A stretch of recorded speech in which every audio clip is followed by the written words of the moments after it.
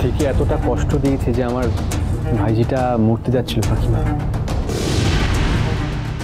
কোনো মতে আমরা সবাই মিলে ওকে বাঁচাতে পেরেছি। আর একটু দেরি হল আর দিদি ভাইয়ের কিছু হলে আমি আর বাঁচবো না।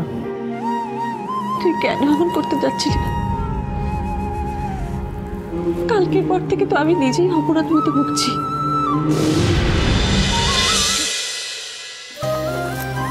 বিমলা, দেখে নে সব ঠিক আছে তো? হ্যাঁ হ্যাঁ, আমি সব দেখে শুনেই সাজিয়েছি। তোরই তো দেখছি বিয়ে নিয়ে সব থেকে বেশি উৎসাহ। তাতে তোর কি সমস্যা হচ্ছে রে দিদি?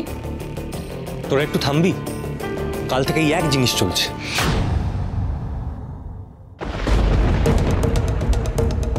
তুমি তো কারো কথা শুনবে না। মার এই অনুষ্ঠানে মত নেই,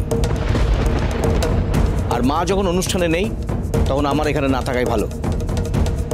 নতুন বউয়ের সামনে এরকম করো না। এসেছে যখন একটু থেকে যাও। বিমলা, দেখ তো বৌদি রেডি হয়েছে কিনা, হয়ে গেল কি নিয়ে আয়। আচ্ছা। রেডি হবে কি করে? ওর শাড়িটাই তো নষ্ট হয়ে গেছে। ও নিশ্চয়ই ঘরে বসে বসে কাঁদছে।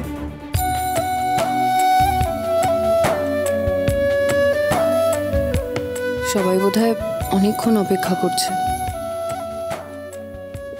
এই তো নতুন বউদি এসে গেছে, এসো।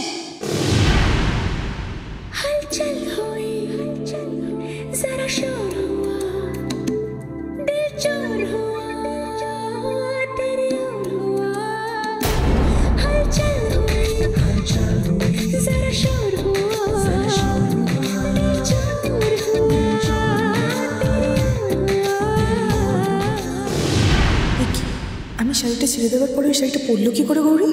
ऐसे चले जब हवा इश्क हुआ ही हुआ, ऐसे चले जब हवा